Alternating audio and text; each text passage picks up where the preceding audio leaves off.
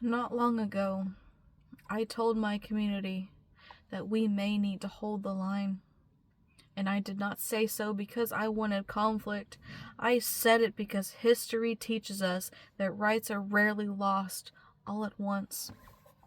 They are chipped away piece by piece until those affected are told that what they're seeing is insignificant, administrative, or not worth discussing. And today I believe those concerns deserve to be voiced. And let me be clear, this is not an attack on Christians, Jews, Muslims, or Sikhs, or any other faith community. I support their right to practice their faith freely, and I support their accommodations. And that is the point I am making today. The military has demonstrated that it is capable of recognizing minority faith traditions and accommodating sincerely held religious beliefs. We have seen accommodations made for Sikhs, Muslims, Jewish, Christians, and many others. So the question is not whether accommodation is possible, because we know it is and we have seen it.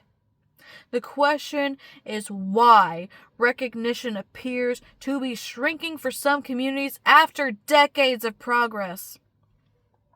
Why are some minority faith traditions continuing to be recognized while others are being consolidated, reduced, or removed from systems that once acknowledged them? If equality is the principle, then it must apply equally.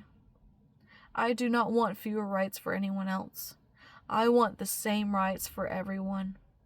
I do not want recognition removed from Sikhs, Muslims, Jews, or Christians, or any other religion. I want the rights of pagan, heathen, Wiccan, Druid, and other minority faith service members to be treated with the same dignity and respect afforded to every other American. Over the last several years, we have seen public statements repeatedly singling out pagan and heathen traditions.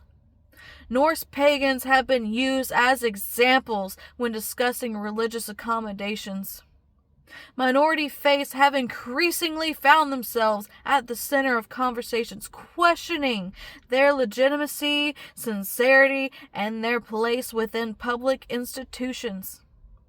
And now, after decades of work by service members, chaplains, veterans, and advocates, many minority faith traditions have been removed from the Department of Defense religious affiliation coding systems.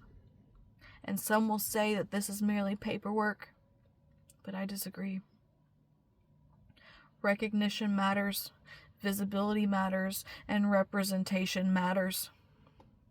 Every right and accommodation enjoyed by minority faith communities today exists because someone before us stood up and demanded to be seen. So I have a question.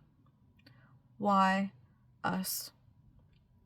Why are pagan, heathen, Asatru, Wiccan, Druid, and other minority traditions repeatedly drawn into these discussions?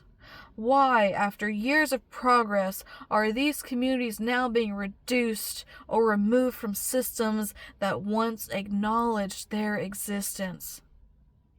And perhaps the most important question of all is what comes next? Because rights are rarely lost in a single moment. They are dismissed and diminished one decision at a time, one policy at a time, and one justification at a time. Until people are told that what they have lost never mattered in the first place. These are not questions born from fear, they are born from vigilance. Every right we possess today exists because someone before us stood their ground. And not with violence, not with hatred, but with persistence, with courage, and with refusal to disappear. So I ask again, why us? And what comes next? The First Amendment states that Congress shall make no law respecting an establishment of religion or prohibiting the free exercise thereof.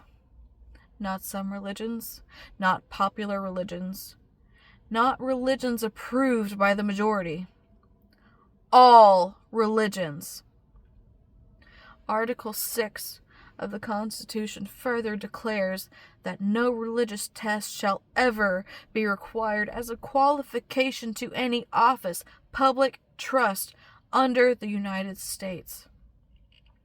The promise of this nation has never been that we all must believe the same thing. The promise has been that we are free to believe differently. As an ordained Githya, I have a responsibility to take that promise seriously. My duty is not only to honor the gods and ancestors, it is to stand beside my community when questions of faith, dignity, and freedom arise. I do not speak because I seek division. I do not speak because I seek outrage. I speak because silence has never protected minority communities. Vigilance is not paranoia. It is the responsibility of a free people.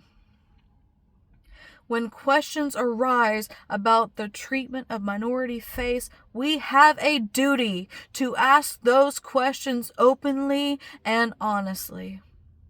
When hard-won recognition begins to disappear, we have a duty to pay attention. When members of our communities feel unseen, unheard, or singled out, we have a duty to stand beside them. I am not calling for anger. I am not calling for hatred, and I am not calling for fear. I am calling for awareness. I'm calling for unity, and I am calling for courage.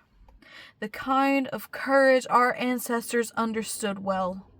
The courage to stand your ground without becoming what you oppose. The courage to speak when silence would be easier. The courage to protect what is sacred without surrendering your integrity. To my brothers and sisters, hold the line. Do not be driven into silence. Do not be scattered by fear. Stand together. Stand grounded. Stand unshaken. We have endured before, and we will do it again. And until these questions are answered, I will continue to speak, advocate, and stand beside those who refuse to disappear. We do not yield what is sacred to us.